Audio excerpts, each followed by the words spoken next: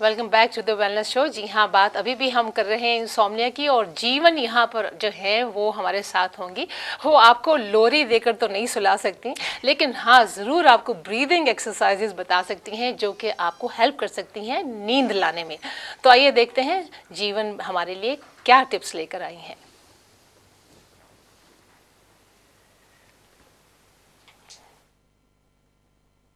And I'm going to suggest a few postures for you that are extremely beneficial and which most of you will be able to do. Now, first of all, we're going to look at the prayer posture. Now, for this, you have to bring your hands mid-back behind you. Okay, so you palms together, arms behind you, as so.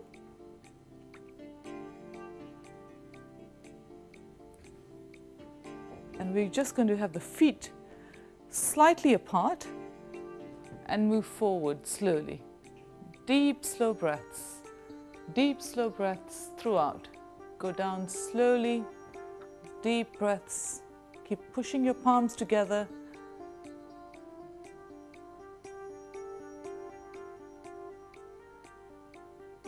Deep, slow breaths throughout. Slow down your breath out, straighten your neck. Try not to hold your head down. Just straighten your neck. And we come up slowly. Chin down to the front of the neck. Palms together, and we're going to stretch up, shoulders back. Stretch the neck up. Take a deep breath. Breathe out and go forward again. Forward and down. Keep the neck straight. Stretch. Slow breaths in and out. We come up again. Deep breath in. And stretch back.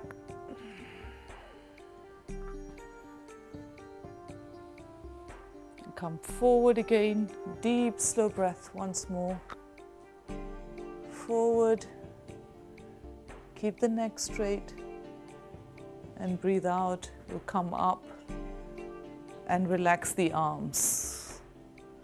Relax the arms, the shoulders. Now don't worry if you can't get the palms together.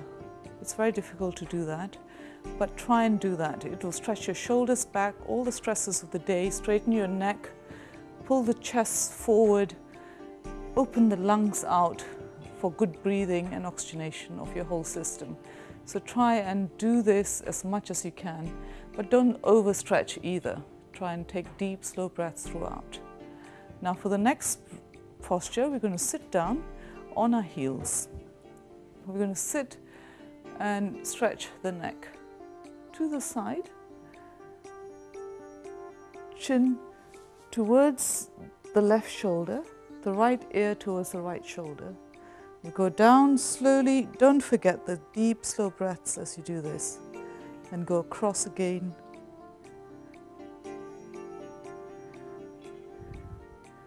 Go back to the middle, chin down to the front of the neck.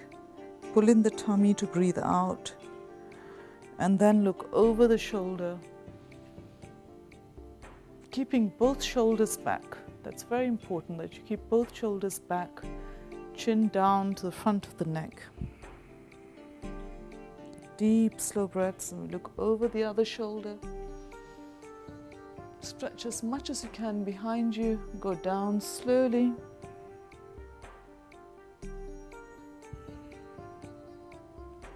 And straighten the neck. Now repeat that. Try and repeat that a few times, about 5 times each side.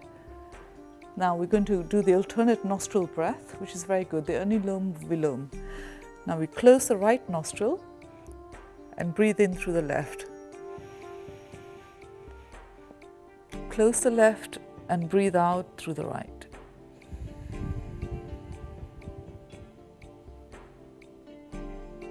Try and relax the chest, the shoulders as you do that. Breathe in through the right again. Take your time. Try not to stress it, just comfortable breath in and out.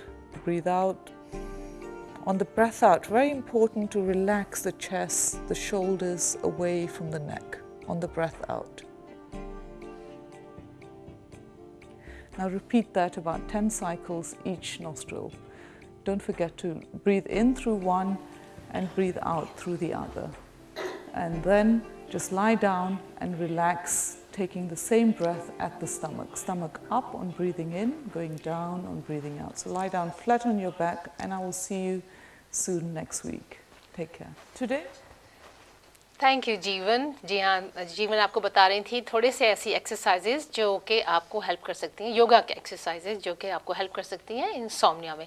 Insomnia के लिए बहुत से अभी भी हमारे पास callers हैं, लेकिन हम उनसे यही कहेंगे कि प्लीज़ आप हमें जो है ईमेल कर सकते हैं अपने क्वेश्चंस जो हैं info@yasminqureshi.com। कोई भी आपका सवाल होगा, चाहे ये हो इंसोम्निया का या फिर किसी भी इशू का, तो उसका जवाब हमारी जो हेल्थ एक्सपर्ट्स हैं वो आपको ज़रूर देने की कोशिश करेंगे। अब हमारे साथ हैं हमारे, आपको मालूम है कि हम बात करते हैं हमेशा सोशल इश्यूज़ पे, इमोशनल इश्यूज़ पर, आपके मेंटल इश्यूज़ पर, और आपके जो लेटर्स आते हैं उनका जवाब देते हैं हमारी जो है यहाँ पर एक्सपर्ट्स। एक हमारी जो है पुष्पिंदर हैं, ये आपके लिए ये जो साइकोथेरेपिस्ट हैं, आइए उनको वेलकम करते हैं। Hello and welcome to the show. आपको बहुत दिनों के बाद पुष्पिंदर आप आई हैं, thank you so much for joining us. और हमारी बबली बबली आसमा सुतरवाला जो कि आपके लिए बहुत सी सजेशंस लेकर आती हैं, जो है सोशल वर्कर भी हैं, बहुत एक्सपीरियंस है इनको ज़िंदगी का भी और लोगों से डील करने का भी। तो आइए हम पहले, मेरा ख्याल है क्वेश्चन जो है, लेटर जो है, रादर क्वेश्चन तो नहीं है। अच्छा, ये कह रहे हैं कि my wife doesn't want to learn English and she is from back home and I have been born and brought up over here. All my friends have gotten married to girls that are born and brought up over here and can communicate very well in English. My wife criticizes our social life of how we all get on well. She also doesn't react very well or understand the cultural differences, which is ruining my social life. What do I do?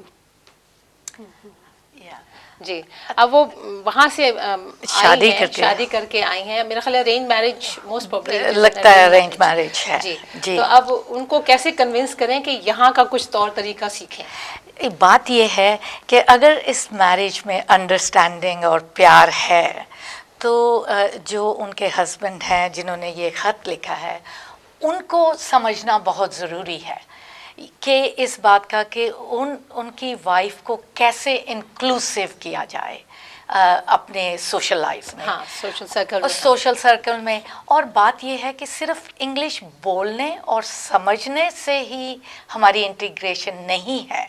वहाँ पर हम अपने जो भावनाएं हैं, हमारी जो emotions हैं, हमारी जो स्किल्स हैं, शायद वो बहुत अच्छा खाना बनाती हैं, शायद वो बहुत अच्छा ड्रेसअप होती हैं, तो वो दूसरी वाइफ्स के साथ ये इंटरेस्ट शेयर कर सकती हैं, उनसे डिफरेंट सब्जेक्ट्स पर बातचीत कर सकती हैं, और ये इनकरेज करेगा उनके हस्बैंड को कि वो अपनी वाइफ को इंक्लूड कैसे कर सकते हैं अपने उनकी अच्छाइयाँ देखकर।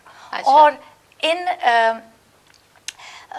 और उसका ये फ़ायदा होगा कि जो उनकी वाइफ है वो इंथुजियास्टिक होंगी वो सीखने में, इंग्लिश सीखने में, ताकि वो अपनी अच्छाइयाँ कम्युनिकेट कर सकें। अच्छा। अगर वो क्रिटिसाइज ही करते रहेंगे तो बहुत मुश्किल है, क्योंकि वो अपनी शेल में चले जाएंगे। वो उनके सेल्फ एस्टीम को भी जो है हर्ट करेगा, उनके कॉन्फिडेंस को भी कम करेगा। सही आपने बात बताई। जी हाँ, आप क्या कहेंगी? मैं ये कहूँगी कि पहले ये, जैसे पुष्पिंदर ने बताया कि ये अरेंज मैरिज है या लव मैरिज है।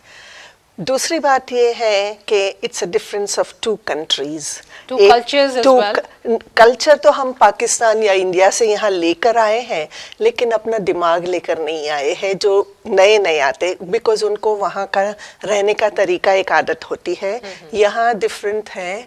और ये होता है कि यहाँ पे आने के बाद कई लोग, जैसे ये लेडी जो है वो कौन से बैकग्राउंड से आई है, वो सिटी से आई है या छोटे से विलेज से आई है, ये सब जानना बहुत ज़रूरी है। उसके ऊपर फिर उनको कॉन्फिडेंस बिल्ड करना है और उनका एजुकेशन बैकग्राउंड क्या है, कितना है। तो ये सब कई बार हमारे अरेंज मैरिज में तो एक दूसरे को देखते भी नहीं है, या तो देखते हैं तो माँ ने कहा तो बेटे ने कर लिया या बेटी ने कर लिया। तो ये एक बिल्कुल दो लोग एक साथ में रहना, तो उसको वक्त लगता है, एक दूसरे को समझने में वक्त लगता है, एक दूसरे को उनकी पैटर्न ऑफ लाइफ समझने में। तो ये time is the great healer, जो वक्त है। तो इसमें मुझे लगता है कि ये दोनों को एक दूसरे को समझने के लिए पहले तो वक्त, आराम से वक्त चाहिए।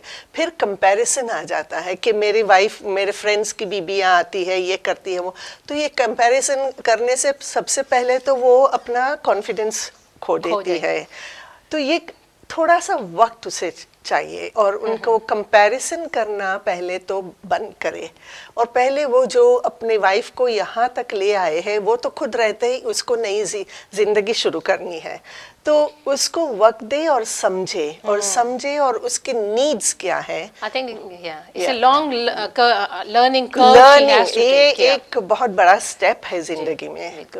तो हम ये भी अपने व्यूअर से कहेंगे कि आप ये सुन रही हैं, ये जो एक इशू है हमारे, और बहुत से ऐसे घर हैं जिनमें ये इशू जो है वो डिस्कस भी हो रहा होगा और उनको फेस भी कर रहे होंगे। तो अगर आपके पास कोई सजेशन है, कोई सोल्यूशन है, कोई क्वेश्चन है, तो प्लीज़ आप हमें जो है फ़ोन कीजिए, और ये नंबर आपको हम देते हैं 020363000610 is the number, and we are waiting for your calls. तो ये तो आपने जो बताया, अब मुझे ये नहीं मालूम कि कितना अरसा हुआ है, क्योंकि पूरी बात जो होती है, लेकिन अगर बिल फर्ज अगर थोड़ा अरसा हो चुका है और वो कई लोग बच्चे हैं वो जो हैं वो सोचती हैं कि पता नहीं हम बाहर जाएंगे हमारा मजाक बनेगा, इंग्लिश हमें जो है, जैसे जब मैं आई थी तो इंग्लिश तो आती थी लेकिन इंग्लिश समझ नहीं आती थी, दूसरा बोलता और अगर कोई भी कहीं, तो मेरा ख्याल है उससे भी जो है some people they get put off, some women girls they get put off। तो मैं हमेशा ये सोचती थी कि ये मुझे समझ नहीं आएगी तो मैं बोलूँगी क्या, मुझे बोलना आता है लेकिन समझ नहीं आती वो क्या। और कॉन्फिडेंस की बात भी है ना, कि आपको कई बार समझ भी आ जाता है और इंग्लिश आती भी है, पर आप बोल नहीं पाते।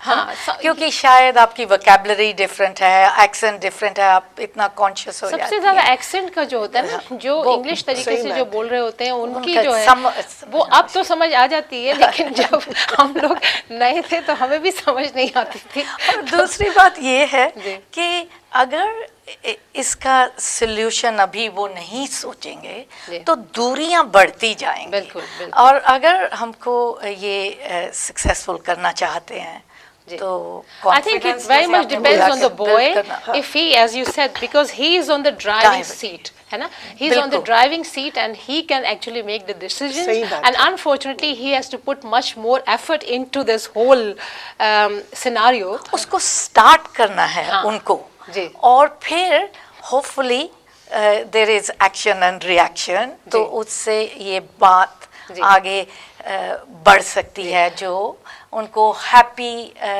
मैरिड लाइफ की तरफ ले जा सकते हैं। बिल्कुल। तो हम भी आपसे भी आपके जो एक्सपीरियंसेस हैं, अगर शुरू के जो आपके यहाँ पे जब आए ज़िंदगी में, इस कंट्री में, तो आपके क्या एक्सपीरियंसेस है, प्लीज़ हम आपको सुनना चाहेंगे ज़रूर। नंबर भी हम आपको बार बार दे रहे हैं और आप प्लीज़ फ़ोन उठाइए। ये बस छोटी सी हम ब्रेक लेते हैं, ब्रेक के बाद एक बार फिर हमारा और आपका साथ होगा। So stay tuned.